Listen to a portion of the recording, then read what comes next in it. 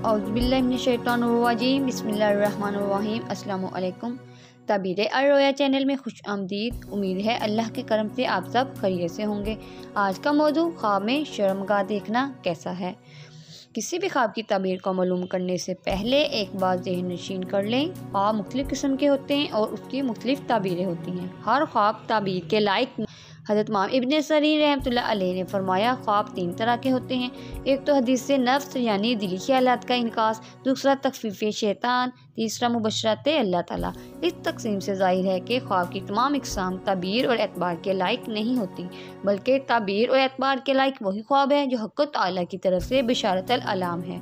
इस बात को तफसील से जानने के लिए डिस्क्रिप्शन में लिंक दिया गया है, पहले वो वीडियो देखें, फिर अपनी किसी भी ख्वाब की ताबीर को मालूम करें ताकि आप सही हकीकत से आगाह हो सकें। तो चलिए चलते हैं आज के मौजू की तरफ। हज़रत इब्न सरीर रहमतुल्लाह अलैह ने फरमाया, अगर ख्वाब में देखे कि इसकी शर्मगाह बढ़ना है, चनाचे सब लोग देखते हैं, तो दलील है कि इसका राज लोगों में ज़ाहिर होगा। और अगर देखे कि अपनी शर्मगाह को फिर ढांप लिया है, दलील है कि इसका राज फ़ौरन पोशीदा होगा।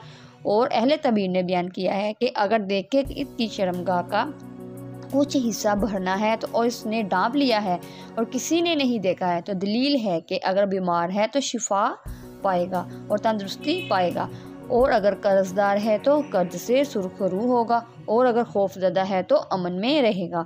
हज़रत इब्राहिम करमानी रहमतुल्लाह अलैह ने फरमाया कि अगर देखे कि इसकी शर्मगाह बढ़ना है और वो शर्मिंदा हुआ है, तो दलील है कि बुरे हाल से नेक हाल की तरफ आएगा।